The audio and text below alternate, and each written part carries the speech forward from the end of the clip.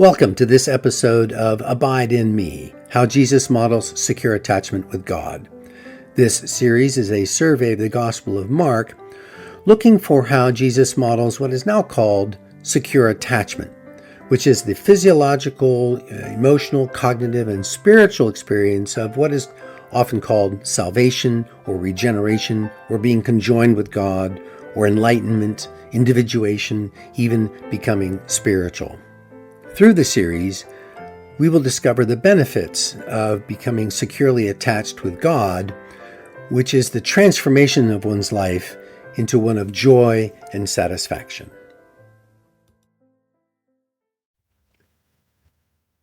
And we come to Mark chapter 4, and there are 4 stories that Jesus tells. There are different settings he's telling them in to large groups of people or just to his apostles.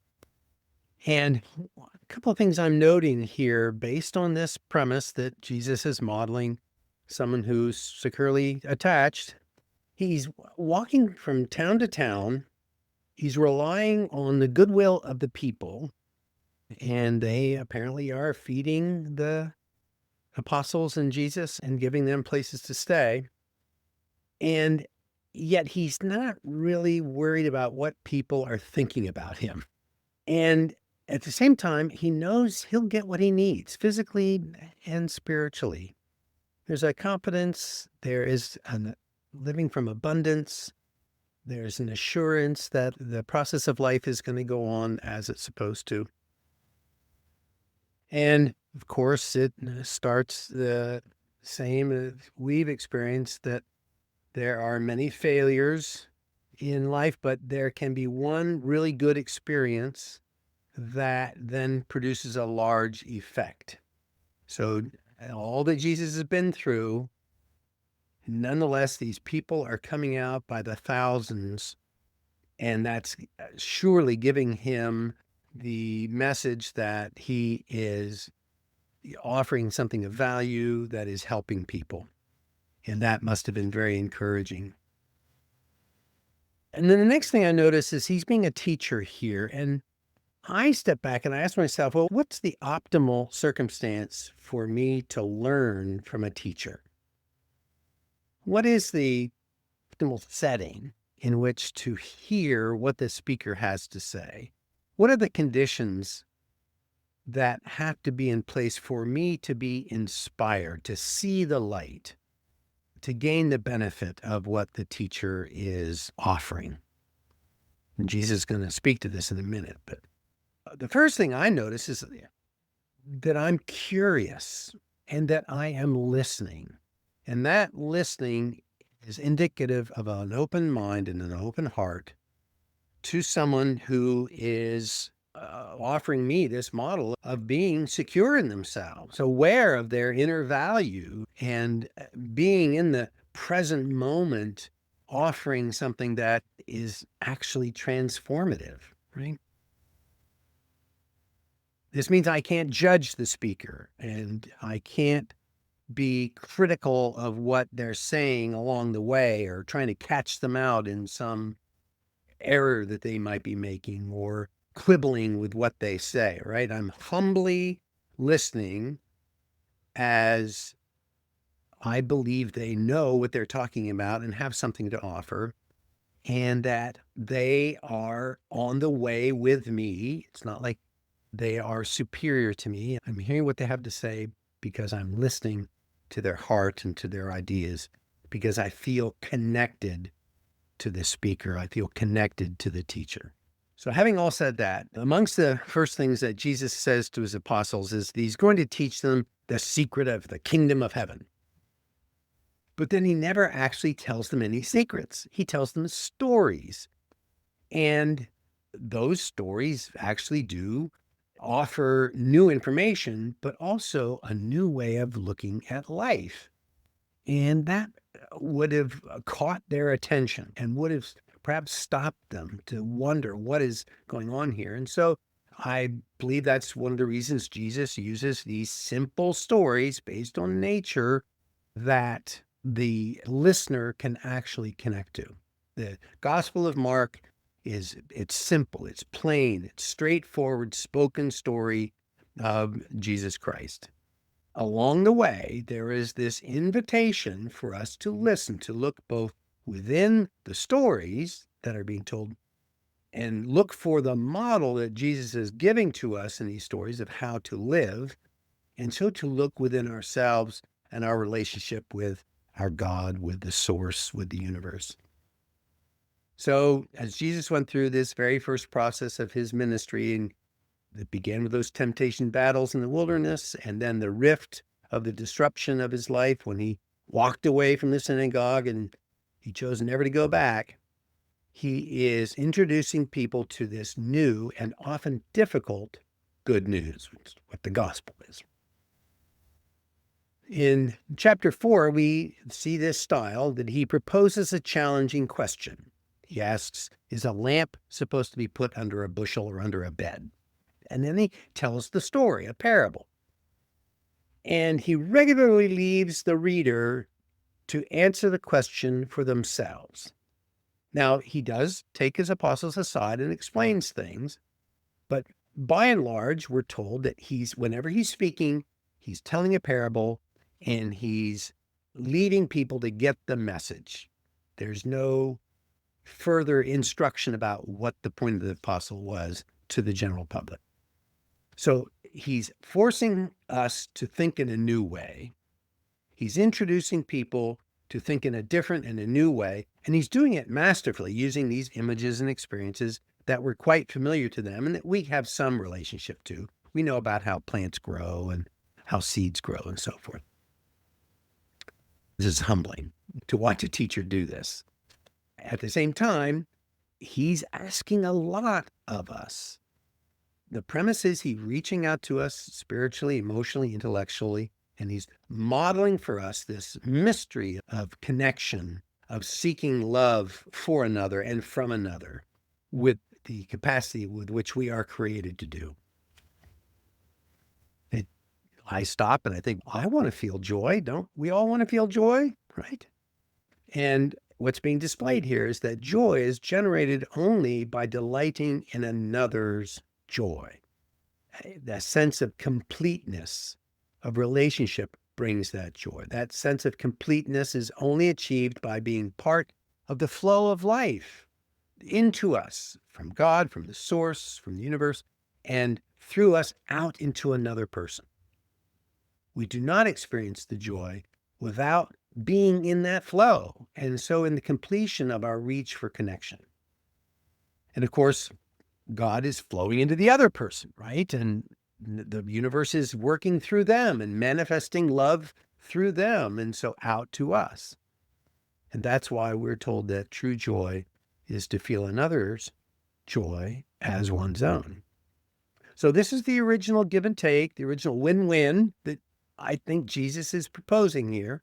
And it is inherent in our beings as human beings to have the capacity to be in that relationship. And so, as we find in Mark chapter 4, Jesus teaches us that the listener determines how much we get from the speaker. To feel another's joy is joy in oneself. That's my work, my task, my opportunity. And this is a hard saying. This is something that's challenging. And then at the end of a couple of these stories, Jesus says, to those who listen to my teaching, more understanding will be given. But for those who are not listening, even what little understanding they have will be taken away from them. This is a new way of looking at things. And it just stands out as a spiritual principle, not a merely natural one, like was given, for instance, in the Ten Commandments, where you do unto others, the golden rule, do unto others as you would have them do to you. There's a spiritual principle behind that. One of the stories about going to the marketplace, and you go with your money and you go to the table of the person selling grain, and you would say to them, look, I need this much money's worth of grain. And the merchant would bring out a vessel and would measure the wheat into it, and you would get that much wheat for that much money. It wasn't the case that you came with your bowl And the deal was that however large your bowl, that's how much you got for that amount of money. You didn't provide the measure was provided by the seller. But Jesus is teaching something new, a spiritual principle. You bring the measure. And in this perfect world in which you're loved and you feel loved and love others, right? That measure is filled. So this is a new model. It's a challenge to us to play our part in that model. Can we be the person that fills our loved one's measure to the brim with no regard for what that measure was, for what that capacity was? When you learn this new spiritual principle in your relationship with others, you then realize that this is a relationship with this loving God who loves unconditionally, who fills your measure, who is abundant, right? And this is what he said. If you listen to my teaching, more understanding will be given. If you bring your measure, it will be filled, it will be completed. But Jesus goes on to say, if you're not listening, even what little understanding you have will be taken away. And that seems harsh.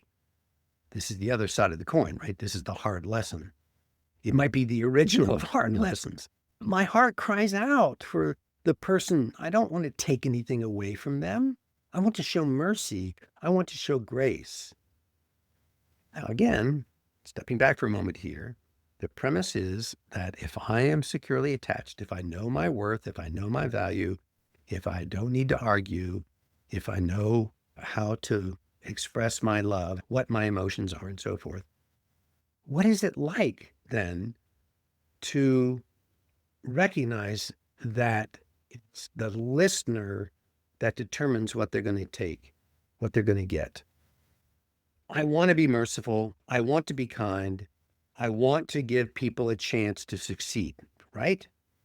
I really want to give my neighbor the means to rise up out of any distress they're in.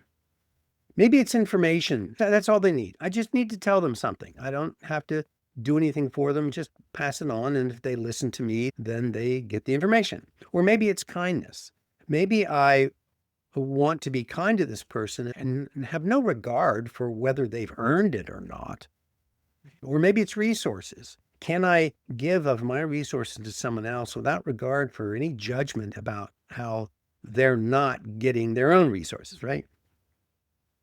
We often band together, don't we? So that we can share resources to lift people into a higher standard of living or into more knowledge that will be helpful to them, or giving them a greater skill so that they can use to lift themselves up. And we talk about teaching someone to fish so that they can always have food.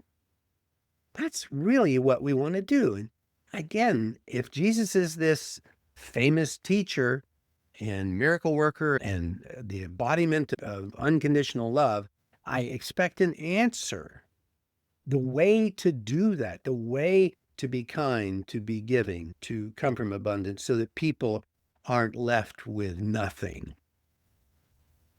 Okay, so we have to pause for a moment here and step back, because that's not what Jesus just said. He said, those who don't listen, whatever little they have will be taken away from them. And that's a hard saying. So we pause and put aside for a moment this quest for finding a solution. Maybe that's just me being a male, right? But putting aside the need to process this, to reason it through, and take a moment to observe what's going on inside my mind, what's going on inside my heart when I feel that confusion or that agony or that wish that for some result. So I take a breath, I open my heart and mind, right? Jesus said, listen. So in that moment, I noticed that my plea for an answer to this question, for resolution to the problem, this wish for a revelation of the secret of it all, the understanding of the meaning of the parable. And I noticed that my observation that Jesus has left us hanging, that he doesn't give an answer, he's given us no instructions, he's left us to our own devices. I recognized, to be honest with myself, that really I'm making a complaint, aren't I? I want Jesus to have done it differently. And I'm complaining about it. and I'm not grateful, and I'm upset. It's disturbing. So now stop the complaint for a moment and consider instead that Jesus is actually offering an opportunity for unlimited spiritual growth, for transformation, for salvation, for regeneration. This is our premise, that this wonderful teacher and miracle worker, for some of us, the Son of God, is going to be offering this opportunity of eternal joy and happiness that will be completed by God according to his love and wisdom. That we will find ourselves in a place of joy and satisfaction. That is the whole effort of all the life and love that is in creation. So I invite you to feel the joy of that prospect that it gives you. That when you bring your vessel, your measure, it will be completed. Your Creator has made you a vessel. We're wired for this joy and satisfaction. We're wired for connection with God and with other people. He's made us that vessel, ready to receive this infinite life, even to eternity. So what Jesus is doing here, as I see it, is recognizing that when we are offered that joy and satisfaction, because we have to change what we believe or change what we're doing, that becomes a challenge and we resist. That's the first thing. In this instance, Jesus says, would anyone light a lamp and put it under a basket? Do we continue to do what's crazy sounding, right? And we can pause and say, why do I do that? Why do I always get angry? Oh, why do I always yell? Why do I always lash out? Why do I have to be sarcastic? There's some sort of challenge that we're being given from the world, from circumstances, from our own observation of what we're doing inside ourselves. Anyone with ears to hear should listen and understand. Again, that's the challenge, to do it differently, to listen, to recognize our resistance to listening. So, our reach for connection, our reach for love that we are created with, that we're wired to do as part of our original form, is undeveloped at first. And that's why there's this resistance, this complaining.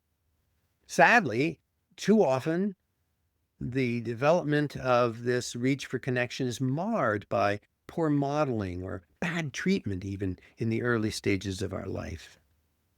Jesus went through an ordeal, and he overcame it. He then invites us into that same process, to notice the resistance and to respond by listening. Yes, the universe, our God of love and mercy, is going to give us everything we need to succeed in this transformation, in this process, regeneration, spiritual growth, and connecting in love. God does indeed rescue us. The universe is working in our favor. Why? Because that love is flowing unconditionally, unceasingly. It's right there in the parable. The light is seen when it's put on a stand. The secret is revealed when it is believed and lived.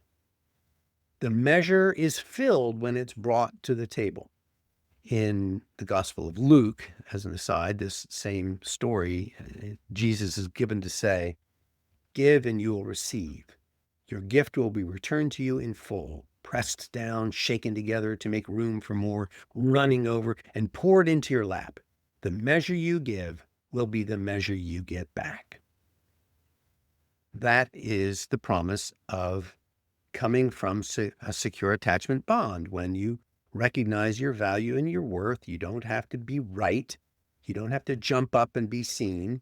You recognize the worth and value of the other person, and you love that about them. And that experience then emphasizes or manifests your relationship with God, your relationship with the universe, with your Creator. And that gives us an increasing sense of security. So the encouragement is to seek that secure connection with your fellow human beings in all the ways that you can, and then you'll find it with your God, and you'll find it within yourself. You'll live the spiritual meaning of these stories that Jesus is telling. The task that you can take on is to listen.